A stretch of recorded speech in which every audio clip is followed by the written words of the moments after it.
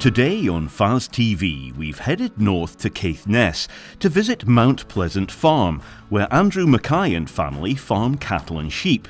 Pneumonia is a significant and costly disease which affects many calves every year on Scottish farms and crofts.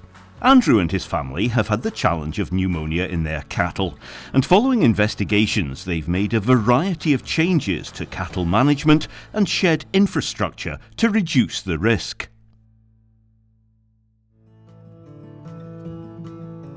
Farm in partnership with my brothers and my father. We're here at Mount Pleasant Farm. We farm here, and the main farm is at West Greenland.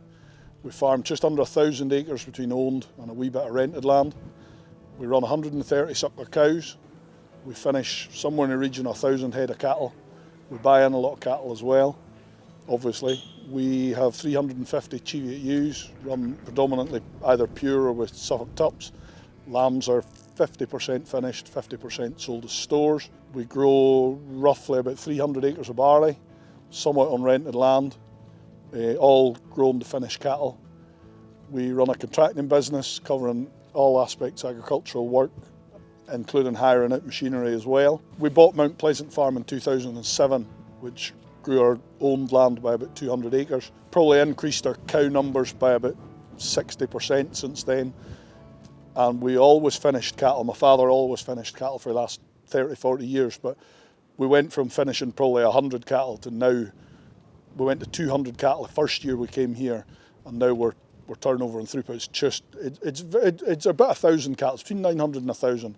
We finish cattle 11 months a year. The only month we don't have cattle in is harvest time, because we've a fairly big harvest with contracting, so we really want to get our attention onto that. But the sheds are filled pretty much 10, 11 months a year. We were seeing cattle early on, raging high temperatures, snotty noses, just not eating, not feeding. We were losing calves as well, quite suddenly. Calves that were okay at 9 o'clock in the morning when you fed them would be dead by 4 o'clock in the afternoon. We were treating them and nothing was happening. We couldn't stop it. We found a bit of resistance to some with drugs. We weren't maybe using the right drug by no fault of ours or by vets, but it was something we didn't know enough about.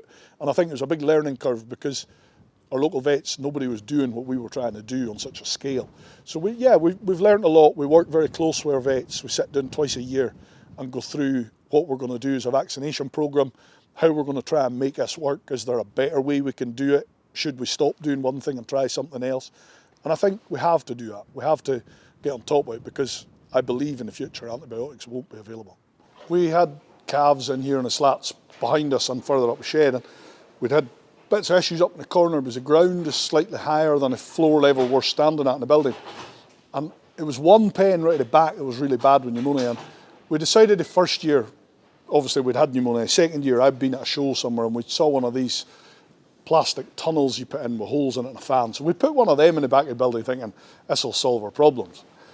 It made absolutely no difference. It was a complete waste of money. We should never have bothered. So we'd had pneumonia, we'd been vaccinating cattle, and we tried putting, the second year we bought slightly less cattle to give them a bit more room. We thought we were packed in too tight. So a few years ago we obviously decided to put a roof on the building. So going back then, we had taken advice from 2 or 3 different people, and the advice was given that you need X amount of air coming in to get X amount of air going out. Now, the shed behind us was done with vent air sheeting on somewhat, but some of the other side of the shed over behind us over there was solid sheeted. So we'd put vent air sheeting on one side. Behind me here, we decided to put to get the calculation kind of right, we put a 25mm gap between the side sheets to get more air in. And the sheets were made what they call a trim sheet for the roof above us. So we've actually got a 15mm gap between the roof. There's very little rain comes in. One of the concerns we had was we would get a lot of water coming in the rain. We get a lot of snow comes in if it's blowing snow, and the wind does blow in, because, as I said before, from the back here at the gutter, from the edge, it's 100 feet to the ridge at the top. So rain, if we get a westerly wind, it will blow water in, but it's not a problem. It's not a problem that I'd envisaged it probably would have been. So ventilation in here, we put smoke bombs off in pens just behind me here, pre doing anything to the building, it would go about 60 feet and the smoke started to come down on top of young calves. So we've got a mix of ages of cattle in here, which is probably not a good thing. But as I said earlier, it's a shed we have and we have to make the best use of what we've got.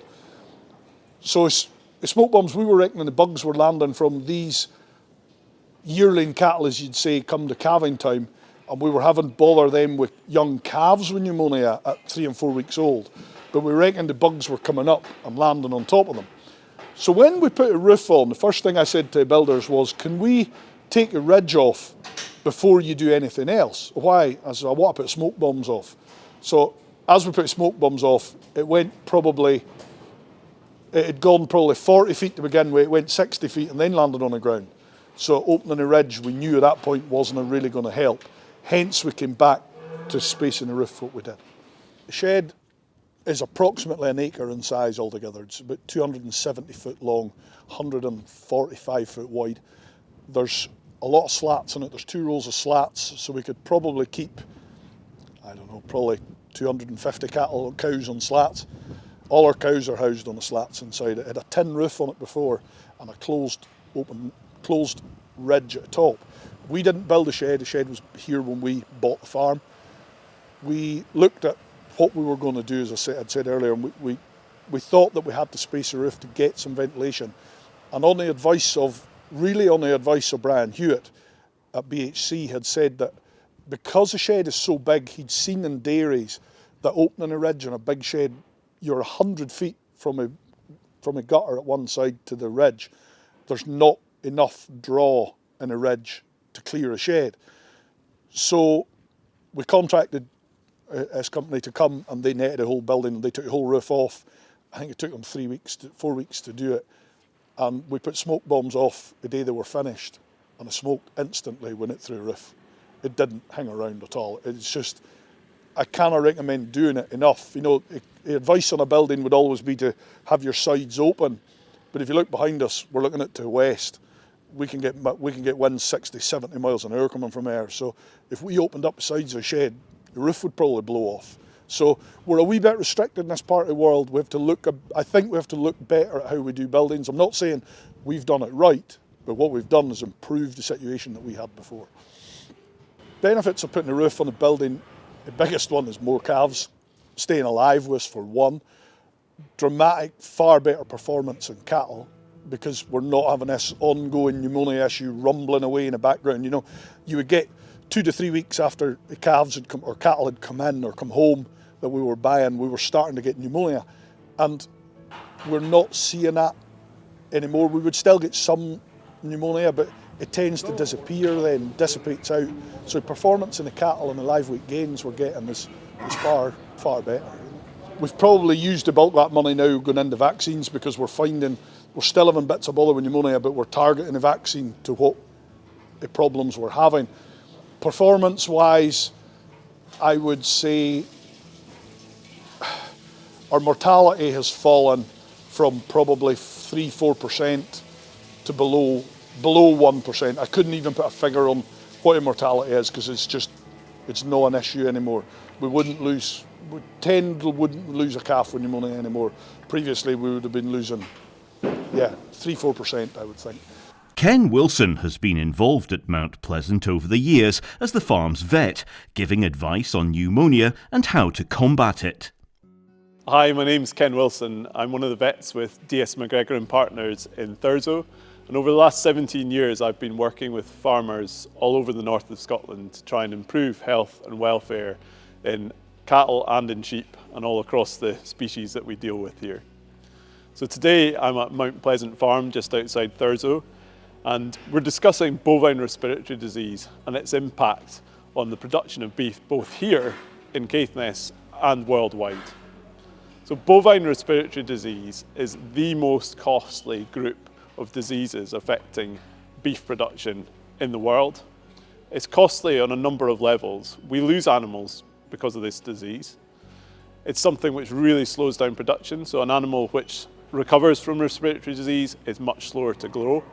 And it's something which is costly in terms of the inputs from the farmers. They have to buy lots of medicines, lots of vaccines, all kinds of things to try and prevent the disease and to treat the disease.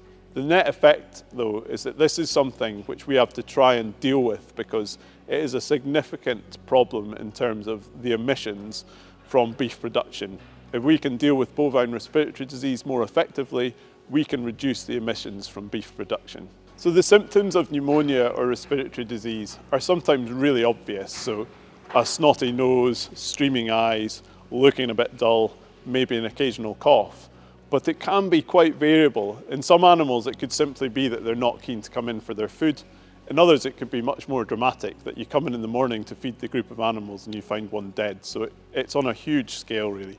Bovine respiratory disease is caused by a large number of different viruses and bacteria, and most of those are actually naturally found in the airways of healthy animals. The key thing is, though, that they interact with stressors. So if the animal is under stress, or if it has a poor immune system, or it's struggling maybe in an environment that is being kept, all those things can then lead to those maybe otherwise innocuous organisms causing quite a serious disease. So combating BRD on farms is very much an ongoing process. There is no golden bullet that will cure this problem or get rid of it. We need to try and work with all the different factors that might increase the risk of animals like these getting sick with bovine respiratory disease. We've worked really hard with the guys here at Mount Pleasant to try and reduce the risks that these animals are exposed to and put in place really good systems that boost their immunity, that make sure that they're really in the best possible environment to improve their chances of growing effectively and not suffering from significant disease. So over the years, we've focused on a number of measures here to try and reduce the risks of respiratory disease, particularly in the growing and feeding cattle. We've looked at a number of different factors. Andrew's worked really hard on nutrition to ensure that the animals are on the optimum diets to ensure that they're healthy and growing efficiently. We've looked really closely at the airspace.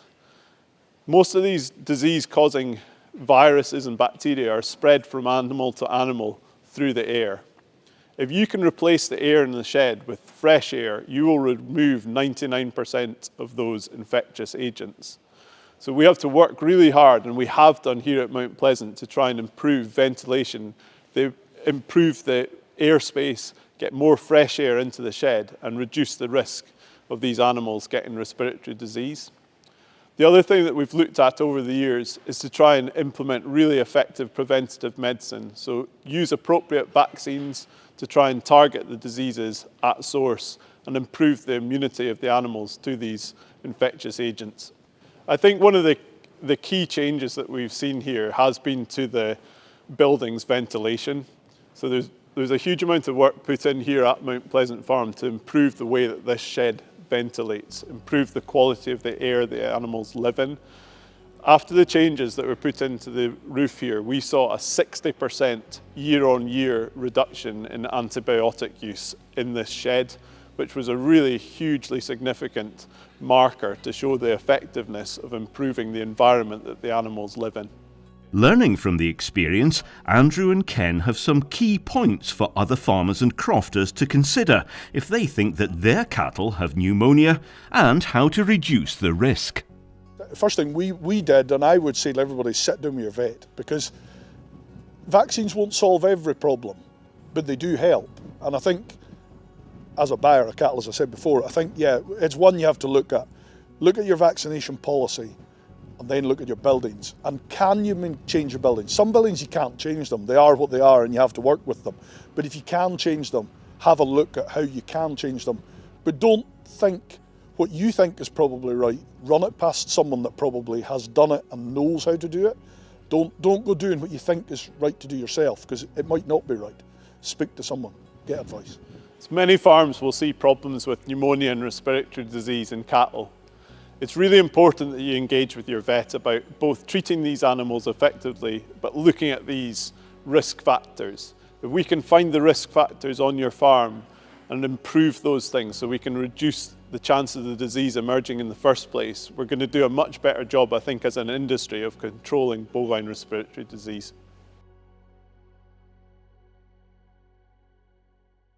We're approaching the middle of February, and after a really cold spell in January, we're beginning to see the snowdrops and the crocuses creep up, signalling that spring is approaching. If you're due to start calving in March or April, now is a really good time to make sure that your cows are ready. Speak to your vet about doing metabolic profiling, so taking some blood samples from cows in the last month of pregnancy to see what they make of the diet that they're on. We can check energy levels, protein parameters, minerals and trace elements, so that if there are any issues needing addressed, we can correct them ahead of calving. If you are experiencing losses in the run-up to calving, if you're seeing abortions, then do consider getting these investigated. Whilst they might be a one-off, they could be an indicator of something going wrong in the herd. Many of the causes of abortion that we see are due to spoiled feed, so bacteria such as Bacillus leishmaniaformis, or funguses, listeria, these sorts of things. So if you do see any spoiled feed, be sure that you don't feed that to pregnant cattle, because these would be most susceptible. Abortions might also be the first indicator of an infectious disease getting into a herd, so perhaps a BVD breakdown, or salmonella, or neospora. So do take the opportunity to find out what's causing these abortions so that measures can be put in place to prevent them. Back in November, we discussed that the overall risk for liver fluke was considered to be really quite low, and that was because many parts of the country had a really dry summer, meaning that exposure to fluke was less likely in sheep and cattle in the autumn and early winter. Our testing backed that up, so testing through October, November, December showed very little evidence of exposure to liver fluke in this year's lambs, or if we looked for evidence of liver fluke eggs in faeces, we were finding very low levels. In the last couple of weeks, we've seen a few more positives coming through. It did continue to be quite mild through to November, so it could be that the animals have continued to pick up fluke later on in the year.